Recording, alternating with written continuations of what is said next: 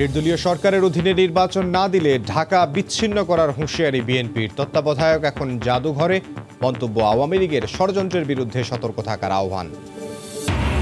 অন্য দেশের মতো বাংলাদেশেও ক্লিন ফিট চালাতে হবে, অনড় অবস্থানে সরকার। তথ্যমন্ত্রী বললেন, আইন মেনেই কেবল আলোচনা হতে পারে।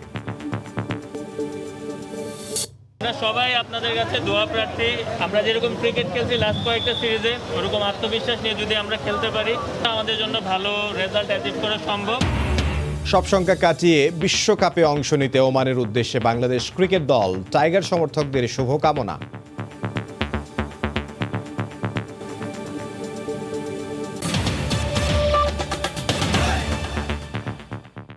দেখছিলেন শিরোনাম। প্রবাসের সময়ের সঙ্গে আছে আমি ইমদাদুল হক। বর্তমান সরকারের অধীনে আগামী নির্বাচনের প্রস্তুতি নেওয়া হলে ঢাকা সারা দেশ থেকে বিচ্ছিন্ন করে দেওয়ার হুঁশিয়ারি দিয়েছে বিএনপি।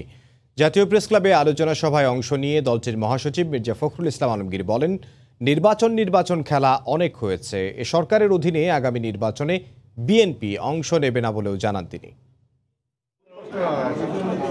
রোববার জাতীয় প্রেস ক্লাবে জাতীয়তাবাদী ওলামা দলের প্রতিষ্ঠাবার্ষিকীর আলোচনা সভায় উঠে আসে আগামী নির্বাচন প্রসঙ্গ। আলোচনায় অংশ নিয়ে বিএনপি নেতারা বলেন, তত্ত্বাবধায়ক সরকার কিংবা অন্তর্বর্তীকালীন সরকারের অধীনে তারা নির্বাচনে অংশ নিতে প্রস্তুত। তবে বর্তমান সরকারের অধীনে নির্বাচন আয়োজনের চেষ্টা করা হলে ঢাকাকে সারা দেশ থেকে বিচ্ছিন্ন করার হুঁশিয়ারি দেন দলটির সিনিয়র নেতারা। নির্বাচন হবে নির্দলীয়, নিরপেক্ষ, তত্ত্বাবধায়ক সরকারের অধীনে। নির্দলীয় সরকার প্রতিষ্ঠা হবে যতক্ষণ না হবে এই বাংলাদেশ ঢাকা থেকে বিচ্ছিন্ন থাকবে ইনশাআল্লাহ। তার যাওয়ার সময়টা আমাদের অত্যন্ত সংক্ষেপ করতে হবে। এখন সেই জিয়া রহমানের কথাটি মনে করতে হবে, একটি যে লেস টক মোর ওয়ার্ক, কথা কম কাজটা একটু বেশি করতে হবে। অনুষ্ঠানে দলের মহাসচিব মির্জা ফখরুল ইসলাম আলমগীর বলেন, সরকারের পতন ঘটিয়ে বিএনপি রাষ্ট্র ক্ষমতায় যাবে। এই সরকারকে আমাদেরকে অবশ্যই সরিয়ে সত্যিকার অর্থেই একটা জনগণের সরকারকে প্রতিষ্ঠা করতে হবে। নির্বাচন কমিশন একটা করেছেন, যে নির্বাচন কমিশন আপনাদের হুকুমে চলে, আপনাদের বসংবদ। আর নির্বাচন একটা করবেন যে নির্বাচনে ভোটাররা যাবে না, আপনারা ইভিএম মেশিন দিয়ে সেখানে ভোট দিয়ে দেবেন। সেই ধরনের নির্বাচন এই দেশের মানুষ আর করতে দেবে না। আমরা খুব স্পষ্ট করে বলতে চাই, এই দেশের মানুষ কখনোই এই নির্বাচন খেলা করে আপনার নির্বাচন হতে দেবে না। আলোচনা সভায় বিএনপি নেতারা অভিযোগ তুলে বলেন, সরকার খেলাফত মজলিসের নেতাদের গ্রেফতার করে তাদের বিএনপি ছাড়তে বাধ্য করেছে। বিএনপি তো ভোট ছাড়া ক্ষমতায় যাওয়ার কোনো সুযোগ নাই। মার্জিয়া মুমু, সময় সংবাদ, ঢাকা। উচ্চ আদালত তত্ত্বাবধায়ক সরকারকে জাদুঘরে পাঠিয়েছে। তাই বিশৃঙ্খলা সৃষ্টি না করে বিএনপিকে আগামী জাতীয় নির্বাচনের জন্য প্রস্তুতি নিতে আহ্বান জানিয়েছেন আওয়ামী লীগ নেতারা। এ সময় তারা বলেন, রাষ্ট্রপতি সব রাজনৈতিক দলের সঙ্গে যোগাযোগ করে সুন্দর এবং গ্রহণযোগ্য একটি নির্বাচন কমিশন গঠন করবেন। জাতীয় নির্বাচনে যাওয়া না যাওয়া নিয়ে বেশ কয়েকদিন ধরেই আলোচনায় সরব রাজনীতির মাঠ। তত্ত্বাবধায়ক সরকার ছাড়া নির্বাচনে যাবে না বিএনপির এমন দাবির মুখে আওয়ামী লীগও প্রতি উত্তরে জানাচ্ছে তাদের অনড় অবস্থানের কথা। দলটির নেতাদের এমন বক্তব্যের জেরে আওয়ামী লীগ নেতারা বলছেন, অতীতে বৈধ পথে বিএনপি কখনোই ক্ষমতায় আসেনি। জনগণ সাড়া না দেয়ায় বারবার আন্দোলনে ব্যর্থ হয়েছে দলটি। চাঁদপুরে এক অনুষ্ঠানে এই কথা বলেন মাহবুবুল আলম হানিফ। বিএনপির ইতিহাসে কখনো নিয়মতান্ত্রিক পন্থায় ক্ষমতা হস্তান্তরের রেকর্ড নাই। আবারও যথারীতি সময় হবে পরবর্তী নির্বাচন, সেই নির্বাচনে জনগণ যাদেরকে ভোট দিবে তারা রাষ্ট্র ক্ষমতায় থাকবে। এদিকে তথ্যমন্ত্রীও বলেন, নেতাকর্মীদের ঐক্যবদ্ধ থেকে ষড়যন্ত্র মোকাবিলা করেই মাঠে থাকতে হবে।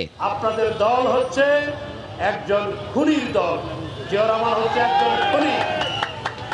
জিয়া রহমানের স্বরূপ যখন ধীরে ধীরে উন্মোচিত হবে, আরো উন্মোচিত হবে, এরা জিয়া রহমানের দল করার জন্য তারা লজ্জিত হবে একদিন। রোববার সকালে পদ্মা বহুমুখী সেতু নির্মাণ প্রকল্পে ক্ষতিগ্রস্তদের মধ্যে পুনর্বাসন প্রকল্পের দলিল হস্তান্তর অনুষ্ঠানে আওয়ামী লীগের সাধারণ সম্পাদক ওবায়দুল কাদের বিএনপিকে পরামর্শ দিলেন বিশৃঙ্খলা না করে জাতীয় নির্বাচনের প্রস্তুতি নিতে। নিরপেক্ষ নির্বাচন কমিশন হবে, মহামান্য রাষ্ট্রপতির উপর আস্থা রাখুন। তিনি সবার সঙ্গে আলোচনা করেই যাতে নিরপেক্ষ নির্বাচনের জন্য নিরপেক্ষ একটা নির্বাচন কমিশন গঠন করা যায়, সেই লক্ষ্যে অবশ্যই সময় মতো ব্যবস্থা নেওয়া হবে।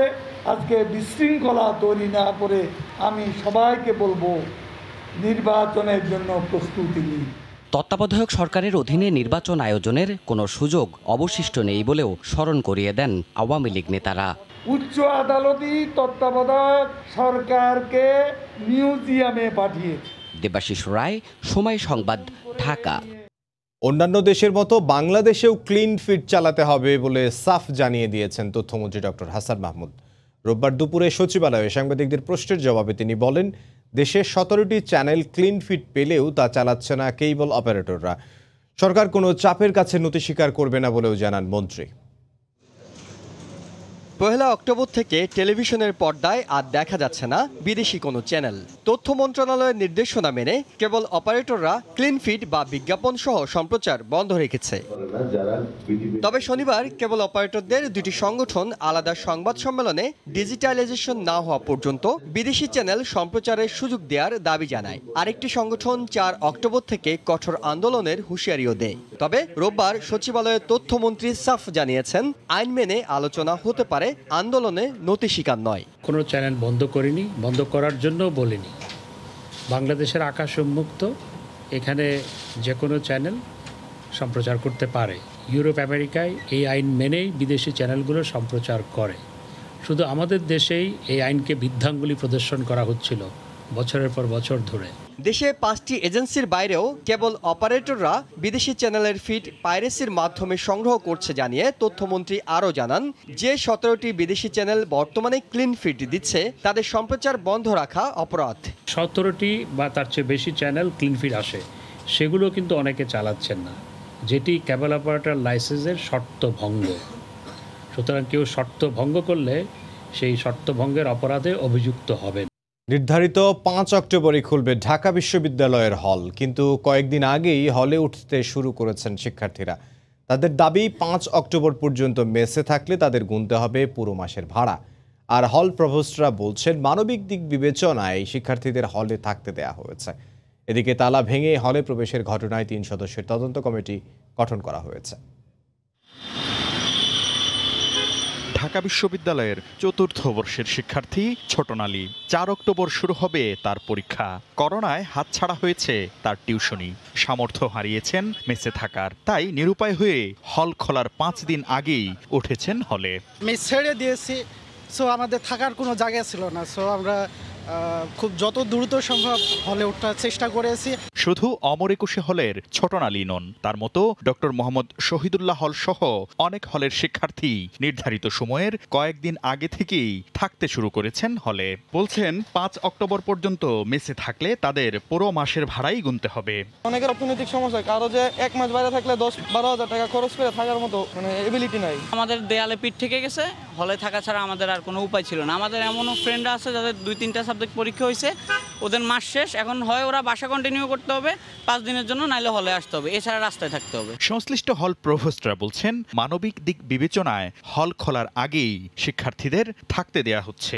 যাদের আর্থিক সমস্যা আছে, যারা সাধারণ ছাত্র আর কি, তো আমি যেহেতু অভিভাবক তাদের, এখন আমি তো তাদেরকে বের করে দিতে পারি না। এদিকে তালা ভেঙে হলে প্রবেশের ঘটনা তদন্তে গঠন করা হয়েছে কমিটি। সংশ্লিষ্ট শিক্ষার্থীদের কারণ দর্শাতেও বলা হয়েছে। বিশেষ করে তালা ভাঙা, নিজেদের বিদ্যুৎ সংযোগ নেওয়া, পানির সংযোগ নেওয়ার কাজটি নিজেরা করেছে। অতি শৃঙ্খলা বিরোধী ও অনুশাসন বিরোধী কাজ করেছে। সুতরাং বিশ্ববিদ্যালয়ের অনুশাসন ভাঙার চেষ্টা হলে বিশ্ববিদ্যালয়ে শাসন সেখানে আরোপ করবে, সেটি স্বাভাবিক। 5 অক্টোবর হল খোলার দিন সামনে রেখে সব প্রস্তুতি শেষ পর্যায়ে রয়েছে বলে জানিয়েছেন হল প্রভোস্টরা। সোমবার থেকে ঢাকা বিশ্ববিদ্যালয় চিকিৎসা কেন্দ্রে করোনার টিকা পাবেন শিক্ষক, শিক্ষার্থী, কর্মকর্তা ও কর্মচারীরা। শাকির আহমেদ, সময় সংবাদ, ঢাকা। এদিকে দীর্ঘ 19 মাস বন্ধ থাকার পর 11 অক্টোবর আবাসিক হল ও 21 অক্টোবর ক্লাস শুরু হচ্ছে জাহাঙ্গীরনগর বিশ্ববিদ্যালয়ে। প্রাণের ক্যাম্পাস খুলে দেওয়ার সিদ্ধান্তে খুশি শিক্ষার্থীরা। মুজাফর হোসেন জয়ের তথ্য ও মনির হোসেনের ছবি নিয়ে রিপোর্ট। করোনা অনেকটা নিয়ন্ত্রণে আসায় বিশ্ববিদ্যালয় ও হল খুলতে প্রস্তুত জাহাঙ্গীরনগর বিশ্ববিদ্যালয়। টানা 1.5 বছরেরও বেশি সময় ধরে বন্ধ থাকার পর 21 অক্টোবর থেকে ক্লাস শুরুর সিদ্ধান্ত নিয়েছে প্রশাসন। আর আবাসিক হলও খোলার সব প্রস্তুতি নেওয়া হয়েছে। বিরতির পর প্রাণের ক্যাম্পাসে ফেরা নিয়ে উৎফুল্ল শিক্ষার্থীরা। তবে এখনও অনেক শিক্ষার্থী 1 ডোজ টিকা নিতে না পারায় হলে ওঠা নিয়ে শঙ্কায় আছেন। এই অবস্থায় বিশ্ববিদ্যালয় কর্তৃপক্ষকে দ্রুত ব্যবস্থা নেওয়ার অনুরোধ জানিয়েছেন তারা। ফার্স্ট ডোজ টিকার যে ব্যাপারটা, এটা হচ্ছে গিয়ে বিশ্ববিদ্যালয় যদি আরেকটু স্মুথ করতে পারে আর কি, সব বিশ্ববিদ্যালয়ের শিক্ষার্থীদের জন্য। ক্যাম্পাস খুলতেছে, বহুদিন পর একটা আনন্দ কাজ করতেছে, সেই সাথে একটা শঙ্কাও কাজ করতেছে, যেহেতু করোনার প্রকোপ এখনো পুরোপুরি চলে যায়নি। তো এরকম সময় আসলে আমাদের অবশ্যই সবাইকেই সচেতনভাবে বিধিনিষেধ মেনে চলতে হবে। 1 ডোজ টিকা ছাড়া কাউকেই হলে প্রবেশ করতে দেয়া হবে না এবং স্বাস্থ্যবিধি মানতে হবে বলে জানিয়েছেন শিক্ষকরা। 1 ডোজ ভ্যাকসিন যাদের কমপ্লিট হয়েছে তাদের কার্ডের ছাড়পত্রের মাধ্যমে হলে প্রবেশ করতে পারবে। স্বাস্থ্য সুরক্ষা সামগ্রীর সাথে ব্যবহার করতে নির্দেশনা জারি করা হয়েছে। স্বাস্থ্যবিধির উপর জোর দিয়ে সশরীরে ক্লাসের পাশাপাশি অনলাইনেও কার্যক্রম চলবে বলে জানিয়েছেন কর্তৃপক্ষ। সময় সংবাদ, সাভার। সোমবার রাজশাহী বিশ্ববিদ্যালয়ের ভর্তি যুদ্ধ শুরু হচ্ছে। পরীক্ষার সব প্রস্তুতি সম্পন্ন করেছে বিশ্ববিদ্যালয় কর্তৃপক্ষ। তবে হল বন্ধ থাকায় আবাসন সংকটের কারণে বিপাকে পড়েছেন শিক্ষার্থীরা। আব্দুস সালামের ক্যামেরায় সাইফুর রহমান রকির রিপোর্ট। 4 অক্টোবর থেকে শুরু হচ্ছে রাজশাহী বিশ্ববিদ্যালয়ের 2020-21 শিক্ষাবর্ষের ভর্তি পরীক্ষা। পরীক্ষা চলবে 6 অক্টোবর পর্যন্ত। 59টি বিভাগে 4191 আসনের বিপরীতে পরীক্ষার্থী রয়েছে 1,27,647 জন। এবার প্রতি আসনের বিপরীতে লড়বে 31 জন শিক্ষার্থী। করোনায় হল বন্ধ থাকায় ভর্তিচ্ছু ছাত্ররা ক্যাম্পাসের ভেতরে থাকার সুযোগ না পেলেও 5টি আবাসিক ছাত্রী হলে প্রায় 4000 ছাত্রীকে রাখার বন্দোবস্ত করেছে বিশ্ববিদ্যালয় কর্তৃপক্ষ। এখন একটা সুবিধা দিচ্ছে, এখন দেখলাম যে হচ্ছে মেয়েদের জন্য থাকার ব্যবস্থা করছে আর কি, এটা না সমস্যা হচ্ছে না। হল যেহেতু খোলা নাই সেক্ষেত্রে একটু প্রবলেম হচ্ছে, তারপরও এখানে বড় ভাইরা অনেক হেল্প করতেছেন। থাকার কথা যদি আমি বলি সেক্ষেত্রে অবশ্যই প্রবলেম হচ্ছে। যদি হলগুলো খোলা থাকতো সেক্ষেত্রে হচ্ছে আমাদের এই প্রবলেমটা ফেস করতে হতো না। এদিকে প্রশ্নপত্র ফাঁস ও জালিয়াতি চক্রের অপতৎপরতা বন্ধে সজাগ থাকার কথা জানাই বিশ্ববিদ্যালয়ের উপাচার্য।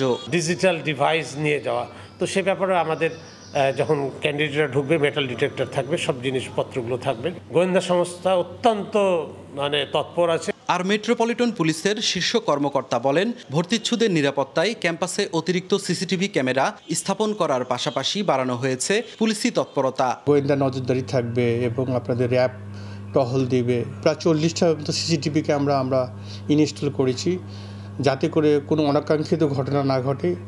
এই ক্ষেত্রে আমরা নিরাপত্তা ব্যবস্থা জোরদার করেছি। 3 দিনব্যাপী ভর্তি পরীক্ষা চলাকালীন সময় শিক্ষার্থীদের ফ্রিতে আনা নেয়ার কাজে নিয়োজিত থাকবে বিশ্ববিদ্যালয়ের 20টি বাস। সাইফুর রহমান রকি, সময় সংবাদ, রাজশাহী। চাকরি পেতে হলে নেওয়া যাবে না সন্তান। 3 বছর আগে পরিবার পরিকল্পনা অধিদপ্তরের দেয়া নিয়োগ বিজ্ঞপ্তি এখন আলোচনায়।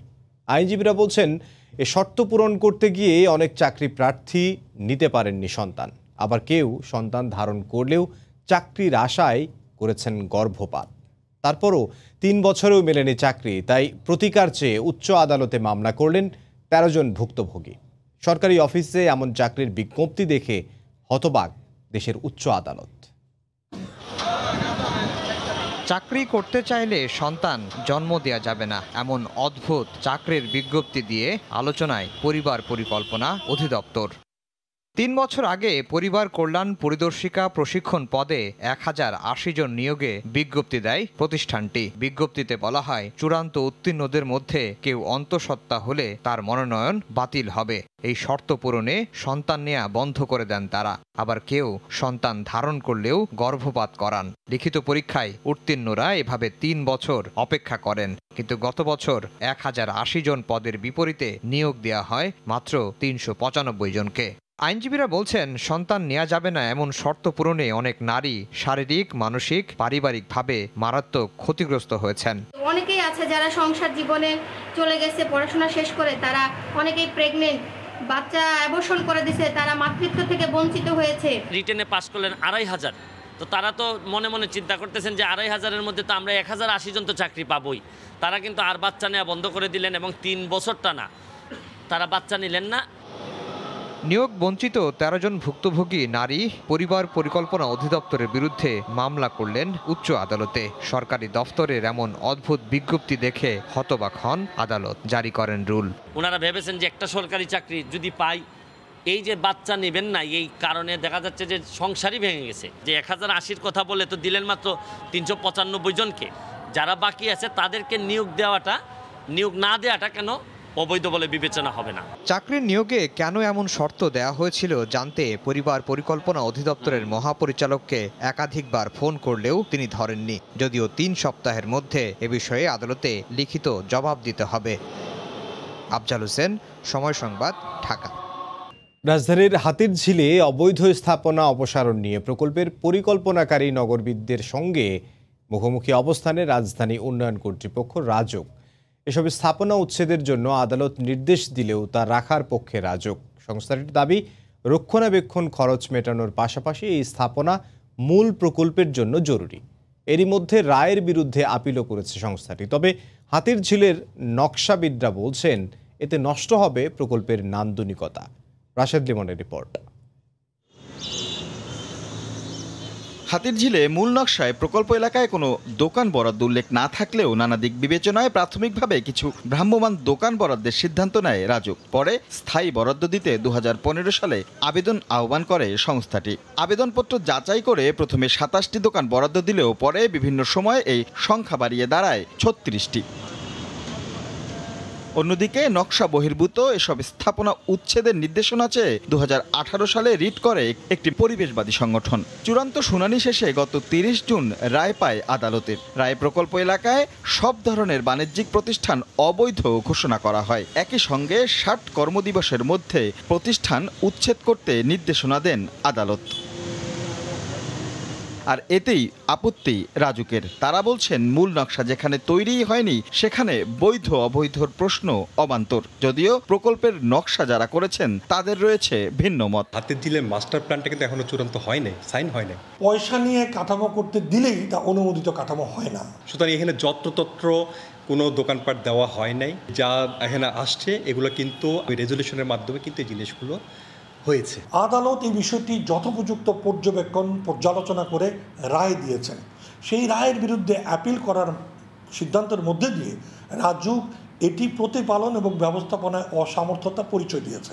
রাজুকের দাবি, দোকানগুলো থেকে পুরো প্রকল্পের খরচ চলবে, চাহিদা মিটবে এখানে ঘুরতে আসা নগরবাসীর। আর নগরবিদদের সাফ কথা, এতে হুমকিতে পড়বে হাতিরঝিলের নান্দনিকতা। এখানে আয় ব্যয় এই ব্যাপারগুলোর ব্যালেন্স করার, এখানে যদি কোনো দোকানপাট না থাকে সন্ধ্যার পরে কেমন লাগবে, একটা ভৌতুরে পরিবেশ তৈরি হবে। এই ধরনের কাঠামোগুলো জলের ধারের সবুজ যে আবরণ দুপাশে থাকার কথা তাকে সম্পূর্ণরূপে জনগণ থেকে বিচ্ছিন্ন করছে। দিনরাতে দুটি ছড়ানো হাতিরঝিলের এসব দোকানপাট টিকিয়ে রাখতে এরই মধ্যে আদালতে আপিল করেছে রাজধানী উন্নয়ন কর্তৃপক্ষ রাজউক। এই প্রকল্প কেবল এই নগরকে নান্দনিক করেছে বিষয়টি তেমন নয়, পাশাপাশি প্রাণ ভরে নিঃশ্বাস নেওয়ারও যোগানদাতা এই হাতিরঝিল। তাই তো এই প্রকল্প সংশ্লিষ্ট যে কোনো সিদ্ধান্তই যেন নাগরিক বান্ধব হয়, এমনটাই প্রত্যাশা সাধারণ মানুষের। রাশেদ লিমন, সময় সংবাদ, ঢাকা। পদ্মা সেতু নির্মাণের জন্য জমি অধিগ্রহণে ক্ষতিগ্রস্ত পরিবারগুলোকে 3044টি প্লট বরাদ্দ দেয়া হয়। সেখানে 3 বছর বসবাসকারীদের মধ্যে রেজিস্ট্রি দলিল হস্তান্তর করলেন সেতুমন্ত্রী ওবায়দুল কাদের। তিনি জানান, মূল সেতুর কাজের অগ্রগতি প্রায় 95%, আর প্রকল্পের সার্বিক অগ্রগতি 88%। নাসিরউদ্দিন উজ্জ্বলের রিপোর্ট, ছবি তুলেছেন আবু সাইদ। বাঙালির আত্মপ্রত্যয় ও সক্ষমতার স্মারক পদ্মা সেতু যানবাহন ও রেল চলাচলের জন্য উপযোগী করতে কাজ চলছে পুরোদমে। পাশাপাশি পদ্মা সেতুর কাজে ভূমি অধিগ্রহণে ক্ষতিগ্রস্তদের জন্য 7টি পুনর্বাসন কেন্দ্রে স্কুল, মসজিদ ও হাসপাতাল সহ নানা সুবিধা সম্বলিত প্লট তৈরি করা হয়েছে। এরই মধ্যে বরাদ্দ হওয়া প্লটে 2965টি পরিবার বাড়িঘর করে বসবাস করছেন। 100 বাণিজ্যিক প্লটের মধ্যে 81টি বরাদ্দ হয়েছে। 3 বছর প্লটে বসবাসকারীদের মাঝে রোববার জমির দলিল হস্তান্তর উদ্বোধন করেন সড়ক পরিবহন ও সেতু মন্ত্রী ওবায়দুল কাদের। এইভাবে দেওয়ার কথা ছিল, আমরা যা পাওয়া তার থেকে অনেক অনেক ভালো পাইছি। আমাকে জায়গা জমি নিছে, আমাকে টাকা পয়সা ঠিক মতনই দিছে, আবার আমাকে পলরও দিছে। আমাদের সরকার বাহাদুর যা দিছে আমরা তাতে আমরা অত্যন্ত আনন্দিত। অর্থের বাইরেও সমস্ত নাগরিক সুযোগ সুবিধা দিয়ে তাদেরকে প্লট দেওয়া হয়েছে। পানি, স্কুল, মসজিদ, বিদ্যুৎ, তাদের বাজার। আগামী জুনের মধ্যেই কোটি কোটি মানুষের ভাগ্য বদলে দেওয়ার পদ্মা সেতু চালু হবে বলে জানালেন সেতুমন্ত্রী ও পদ্মা সেতু প্রকল্প পরিচালক। অনেক কিছু করার চেষ্টা করেছি যাতে যারা ক্ষতিগ্রস্ত, যাদের প্রাণপ্রিয় জমি দিয়েছে তাদেরকে যেন আমরা কিছুটা হলেও ক্ষতিপূরণ করতে পারি। পদ্মা সেতু নভেম্বর মাস থেকে কার্পেটিং শুরু হবে। জুনের আগেই ইনশাল্লাহ আমরা পদ্মা সেতু নির্মাণ কাজ শেষ করতে পারবো। প্রকল্পের সার্বিক অগ্রগতি 88% ইনশাল্লাহ যথাসময়ে এই পদ্মা সেতু আপনারা দেখতে পাবেন, দৃশ্যমান হবে। পুনর্বাসন কেন্দ্রগুলোতে প্লট সংখ্যা 3011টি, এর মধ্যে বিনামূল্যে বরাদ্দ দেওয়া হয়েছে 814টি। পদ্মা সেতুর জমি অধিগ্রহণে ক্ষতিগ্রস্ত 823 পরিবারের স্থায়ী ঠিকানার দলিল প্রদান করা হলো। বাকিদের দলিল প্রদান করা হবে এই প্লটে বসবাসের 3 বছর পূর্ণ হওয়া সাপেক্ষে। মুন্সিগঞ্জের কুমারভোগ পুনর্বাসন কেন্দ্র থেকে নাসির উদ্দিন উজ্জ্বল, সময় সংবাদ। মেশিন রিডেবল পাসপোর্ট ও নাম বয়স সহ ভুল তথ্য সংশোধনের দাবিতে মানববন্ধন ও বিক্ষোভ কর্মসূচি পালন করেছেন প্রবাসী কর্মীরা। পাসপোর্টের ভুল দ্রুত সংশোধনের যথাযথ ব্যবস্থা করতে দাবি জানান তারা। এদিকে অধিদপ্তরের পরিচালক সমস্যা সমাধানে ভুক্তভোগীদের স্বরাষ্ট্রমন্ত্রীর কাছে আবেদনের পরামর্শ দেন। বুড়া আইডি কার্ড আছে, জন্ম নিবন্ধন আছে, সার্টিফিকেট আছে। পাসপোর্টে শুধু একটা নামে তো 3টা নষ্ট করা যায় না, শুধু একটারে সমস্যা সমাধান করা যায়। পাসপোর্টটা ইমার্জেন্সি দরকার ইতালি যাওয়ার জন্য। ইতালিতে চাকরির সুযোগ পেয়েও জাতীয় পরিচয়পত্রের সঙ্গে পাসপোর্টের তথ্যের মিল না থাকায় ভিসা জটিলতায় পড়ে পাসপোর্টের তথ্য সংশোধনের দাবিতে এভাবেই প্লাকার্ড হাতে আগারগাঁওয়ের পাসপোর্ট অধিদপ্তরের সামনে বিক্ষোভে অংশ নেন কুমিল্লার শিরিন আক্তার। একই দাবিতে রোববার সকাল থেকে ব্যানার প্লাকার্ড হাতে নিয়ে ইমিগ্রেশন ও পাসপোর্ট অধিদপ্তরের সামনে মানববন্ধন ও বিক্ষোভ কর্মসূচি করেন কয়েকশো প্রবাসী কর্মী। তাদের অভিযোগ, জাতীয় পরিচয়পত্র, শিক্ষা সনদ সহ বিভিন্ন তথ্য জমা দেওয়ার পরও পাসপোর্টের ভুল সংশোধনের যথাযথ উদ্যোগ নেই। এর ফলে করোনা সংক্রমণে দীর্ঘদিন আটকে থাকার পর বিদেশে চাকরিস্থলে যোগ দেওয়ার যে সুযোগ তৈরি হয়েছে তা হারাতে হবে। এনআইডি, জন্ম নিবন্ধন এবং সার্টিফিকেট এক থাকার পরেও আমরা পাসপোর্ট অফিসের দ্বারস্থ হয়ে যখন এটা সংশোধন করতে যাচ্ছি তারা বলছে সংশোধনটা হবে না। 1.5 বছর আমি কুয়েত থেকে চলে আসছি। আমার ভাই ভিসা করছে আমেরিকাতে, ও ফ্যামিলি ভিসা। যদি পাসপোর্টটা না পায় আমার ফ্যামিলি সহ আমার ভিসা ক্যান্সেল। গত বছরের মার্চে বিশ্বব্যাপী করোনা সংক্রমণ দেখা দিলে চাকরি হারানো সহ নানা কারণে দেশে ফিরতে বাধ্য হন কয়েক লাখ প্রবাসী বাংলাদেশি। সম্প্রতি করোনা সংক্রমণের প্রকোপ কমে এলে পাসপোর্টের ভুল তথ্য কিংবা ভিসা জটিলতা সহ নানা ইস্যুতে কর্মস্থলে ফিরতে পারছিলেন না অসংখ্য প্রবাসী কর্মী। এর ফলে বারবার আন্দোলন বিক্ষোভ করতে বাধ্য হচ্ছেন তারা। আন্দোলনের এক পর্যায়ে অধিদপ্তরের মহাপরিচালকের অনুপস্থিতিতে পরিচালক প্রশাসন শিহাবুদ্দিন খানের সঙ্গে প্রবাসী কর্মীদের পক্ষ থেকে একটি প্রতিনিধি দল দেখা করেন, কিন্তু তিনি এ ব্যাপারে কোনো সমাধানের আশ্বাস না দিয়ে বিষয়টি নিয়ে স্বরাষ্ট্রমন্ত্রীর কাছে আবেদনের পরামর্শ দেন। আমাকে একবার এখান থেকে ওইখানে পাঠা, ওইখান থেকে এখানে পাঠা। যদি কোনো মন্ত্রীর সাথে আপনার সম্পর্ক থাকে তাহলে এই মন্ত্রীকে যদি রিকোয়েস্ট করেন তো উনি আপনাকে এটা করে দিতে পারবেন। বলছে তুমি তোমার নিজের চিন্তা করো, অন্যের চিন্তা করে কোনো লাভ নেই। প্রবাসী কর্মীদের পাসপোর্টের ভুল সংশোধনের ব্যাপারে গণমাধ্যম কর্মীরা অধিদপ্তরের মহাপরিচালক কিংবা সংশ্লিষ্টদের সঙ্গে কথা বলতে চাইলেও এ বিষয়ে তাদের কিছু বলার নেই বলে জানানো হয়। প্রসূন আশিস, সময় সংবাদ, ঢাকা। সংকটের অজুহাতে আবারও অস্থির দেশের পেঁয়াজের বাজার। 3 দিনের ব্যবধানে প্রতি কেজিতে দাম বেড়েছে 8 থেকে 10 টাকা। খাতুনগঞ্জের পাইকারি ব্যবসায়ীরা বলছেন, বন্যার কারণে ভারতে অনেক পেঁয়াজ নষ্ট হয়েছে, এতে বেড়েছে বুকিং রেট, যার প্রভাব পড়েছে দেশের বাজারেও। বিস্তারিত জানাচ্ছেন ফেরদৌস লিপি। দেশের সর্ববৃহৎ ভোগ্যপণ্যের পাইকারি বাজার খাতুনগঞ্জে প্রতিদিন গড়ে ১,৫০০ মেট্রিক টন পেঁয়াজ আমদানি করেন ব্যবসায়ীরা। সে জায়গায় এখন আমদানি হচ্ছে ৬০০ থেকে ৭০০ মেট্রিক টন। পাইকারি ব্যবসায়ীরা বলছেন ভারতে বুকিং রেট বেড়ে যাওয়ায় আমদানি কমে গেছে। ইন্ডিয়াতে বাজারটা বেড়ে গেছে বিদায় এটা বর্ডার সাইড থেকে যারা কিনে তাদের উপরেই পত্তাটা বেশি হয়ে গেছে। ক্রাইসিস সৃষ্টি হওয়ার কারণে দামটা বেড়ে গেছে। বুকিং রেট হচ্ছে যে গত সপ্তাহে ছিল ৪০ টাকা, এখন হয়তো ৪৬ টাকা ৪৫ টাকা। ইন্ডিয়ান পেঁয়াজের আমদানি কম এবং ওখানেও কিন্তু দাম বেশি। এখানে আমরা ৫০ টাকা বেচতেছি, তো আপনার বর্ডারে কিন্তু ৫০ টাকার উপরে বাজার। এক সপ্তাহের ব্যবধানে খাতুনগঞ্জে ভারতীয় ও মিয়ানমার থেকে আমদানি করা পেঁয়াজের দাম প্রতি কেজি ৮ থেকে ১০ টাকা পর্যন্ত বেড়েছে। বর্তমানে প্রতি কেজি পেঁয়াজ বিক্রি হচ্ছে ৫০ থেকে ৫২ টাকা পর্যন্ত। কালকে ছিল ৪৫, ৪৪, ৪২, আজকে হয়ে গেছে আবার ৪৮, ৫০। এখন মালও কম আসতেছে, খুচরা বিক্রিতে আপনার ক্রেতা নাই। এদিকে আদার দামও বাড়তি। প্রতি কেজি আদার দাম ২০ থেকে ২৫ টাকা পর্যন্ত বেড়েছে। ফেরদৌস লিপি, সময় সংবাদ, চট্টগ্রাম। কুয়েতে করোনা পরিস্থিতির উন্নতি হওয়ায় রোববার খুলে দেয়া হয়েছে সব শিক্ষা প্রতিষ্ঠান। স্বাস্থ্যবিধি মেনেই পাঠদানের ব্যবস্থা করা হয়েছে বলে জানিয়েছে কর্তৃপক্ষ। স্কুল খুলে দেয়ায় খুশি শিক্ষক ও শিক্ষার্থীরা। শরীফ মোহাম্মদ মিজানুর রহমানের তথ্য ও ছবিতে রিপোর্ট। সারা বিশ্বের মতো ২০২০-এর মার্চ মাস থেকে করোনা মহামারী প্রতিরোধে কুয়েতেও শিক্ষার্থীদের স্বাস্থ্য সুরক্ষায় বন্ধ করে দেওয়া হয় শিক্ষা প্রতিষ্ঠান। বর্তমানে দেশটিতে গণহারে টিকা প্রদান করার ফলে করোনা পরিস্থিতি অনেকটাই নিয়ন্ত্রণে, আর তাই সোমবার থেকে খুলে দেওয়া হচ্ছে দেশটির শিক্ষা প্রতিষ্ঠানগুলো। সরকারের এই সিদ্ধান্তে প্রশংসা করেছেন প্রবাসী শিক্ষার্থী ও শিক্ষকরা। আমরা অনেক খুশি যে আমাদের ফিজিক্যাল ক্লাসেস এখন খুলবে, আমাদের বন্ধু বান্ধব সবার সাথে মিলবো, দেখা করব। স্কুল খোলার পরে আমরা বন্ধু বান্ধবীকে দেখাশোনা করতে পারবো, কথা বলতে পারবো আমাদের টিচারকে সাথে। আমাদের স্কুল ইন পার্সন খুলছে, সম্পূর্ণ স্বাস্থ্যবিধি মেনেই আমরা খুলছি। একটি ক্লাসের সাইজ অনুযায়ী ১৫ থেকে ২০ জনের উপরে বাচ্চা আমরা বসাচ্ছি না, সেভাবে গ্রুপ ওয়াইজ বাচ্চারা আসবে। এই group B group alternate day আমরা ক্লাস করব, মানে একদিন পর একদিন। কুয়েতে প্রবাসী শিক্ষার্থীদের জন্য আরবি, হিন্দি ও উর্দু সহ বিভিন্ন ভাষাভাষীর স্কুল রয়েছে। তবে বাংলা ভাষার কোনো স্কুল না থাকায় বাধ্য হয়ে হিন্দি ও উর্দু মিডিয়ামের স্কুলগুলোতে পড়াশোনা করতে হয় বাংলাদেশি শিশুদের। দেশটিতে বেশ কয়েক হাজার বাংলাদেশি পরিবার বসবাস করে। সময় সংবাদ, কুয়েত।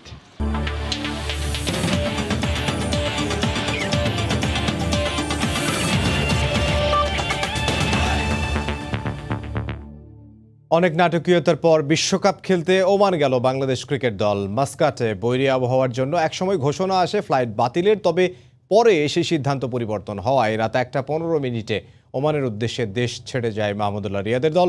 বিশ্বকাপে ভালো করতে দেশবাসীর কাছে দোয়া চেয়েছেন টি-20 অধিনায়ক। বিশ্বকাপ মিশনে যাবে টিম টাইগার্স। বিমানবন্দরে গণমাধ্যম থেকে শুরু করে সমর্থকদেরও ভিড়। তবে বিশ্বকাপ যাত্রা নিয়ে বিকেল থেকেই ছিল শঙ্কা। প্রাকৃতিক দুর্যোগের কবলে ওমান। সাইক্লোন শাহিনের জন্য মাস্কাট আন্তর্জাতিক বিমানবন্দরের সব ফ্লাইট স্থগিত। তারপরও শিডিউল অনুযায়ী একে একে বিমানবন্দরে আসতে শুরু করেন ক্রিকেটাররা। তবে হঠাৎ খবর টাইগারদের ওমান যাওয়ার ফ্লাইট বাতিল। ক্রিকেটারদের অনেকেই ফিরে যান মাঝপথ থেকে। কিন্তু কিছুক্ষণের মধ্যেই সিদ্ধান্ত পরিবর্তন হয়। রাতেই ওমান যাবে টিম বাংলাদেশ, কেটে যায় অনিশ্চয়তা।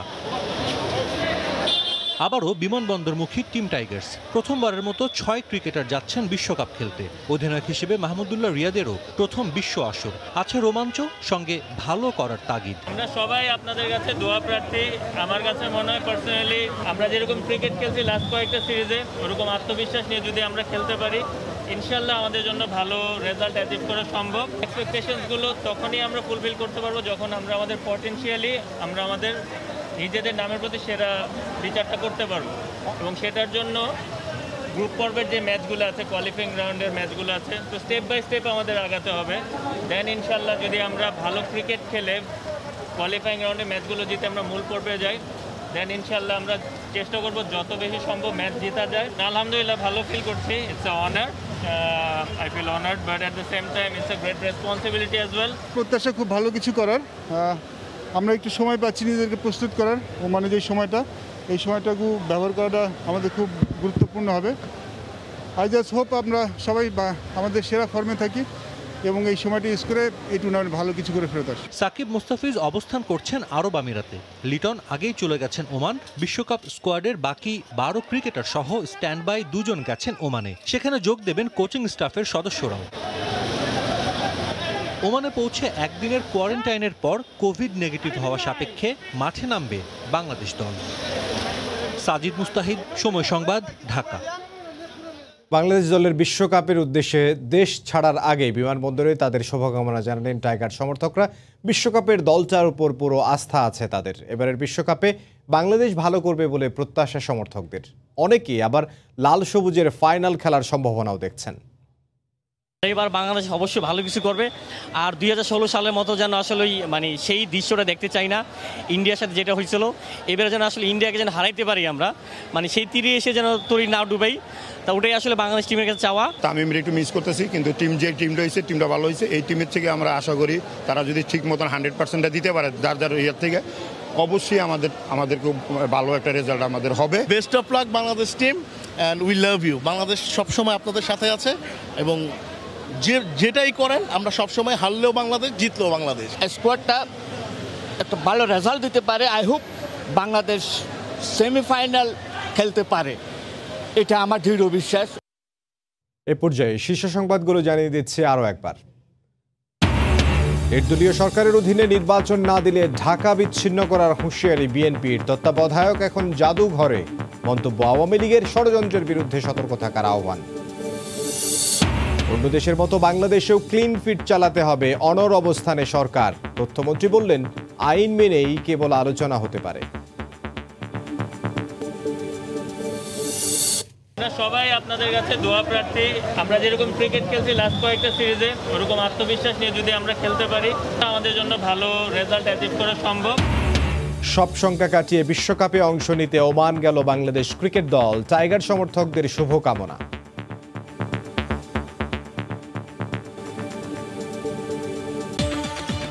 এই ছিল প্রবাসের সময়। সঙ্গে থাকুন সময়।